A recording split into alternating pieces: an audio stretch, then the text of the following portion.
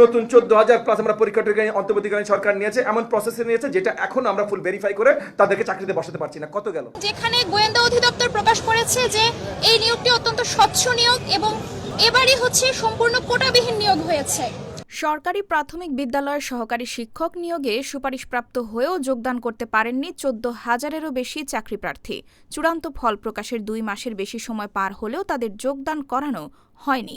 এদিকে নিয়োগ নিয়ে অনিশ্চয়তার মধ্যে সোমবার বিস্ফোরক ইঙ্গিত দিয়েছেন শিক্ষামন্ত্রী ড.আ.ন.ম এহসানুল হক মিলন। নিয়োগ প্রক্রিয়ার বিভিন্ন বিতর্কের কারণে পুরো নিয়োগ পরীক্ষার রিভিউ হতে পারে বলে জানিয়েছেন তিনি। সেই আগুনে যেন এবার ঘি ঢেলে দিলেন প্রাথমিক ও গণশিক্ষা প্রতিমন্ত্রী ববি হাজ্জাজ। বুধবার রাজধানীর আগারগাঁওয়ে বাংলাদেশ চীন মৈত্রী সম্মেলন কেন্দ্রে শিক্ষা বাজেটে শিক্ষা শীর্ষক প্রাক বাজেট আলোচনা সভায় তিনি বলেন, মামলায় 6,000-এর বেশি শিক্ষকের চাকরি আটকে আছে। আরেক মামলায় 32,000-এর বেশি হেডমাস্টারের চাকরি আটকে আছে।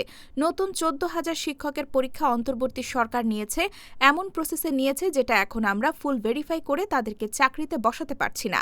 আর এই বক্তব্যের পর রীতিমতো ঝুলে গেল এই বিশাল নিয়োগ প্রক্রিয়া, যা পুরো 14,000 চাকরি প্রত্যাশীকে যেন হতাশায় ঠেলে দিল।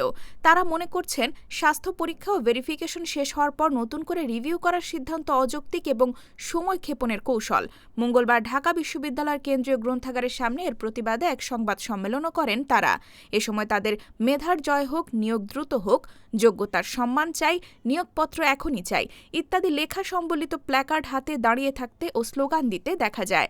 সংবাদ সম্মেলনে লিখিত বক্তব্যে মোহাম্মদ হুমায়ুন আহমেদ বলেন, প্রাথমিক সহকারী শিক্ষক নিয়োগ পরীক্ষা 2025-এ চূড়ান্তভাবে সুপারিশপ্রাপ্ত শিক্ষকদের দ্রুত নিয়োগের দাবিতে আজ আমরা এখানে উপস্থিত হয়েছি।